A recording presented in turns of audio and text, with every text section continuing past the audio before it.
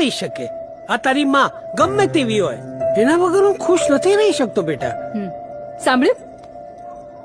એક મિનિટ, આ તમે મારા વખાણ કરો છો કે વખોડો છો? અરે ગમે તેવી એટલે જો, અરે ગમે તેવી એટલે ગમે તેવી, તું મને ગમે તેવી. તો બરાબર.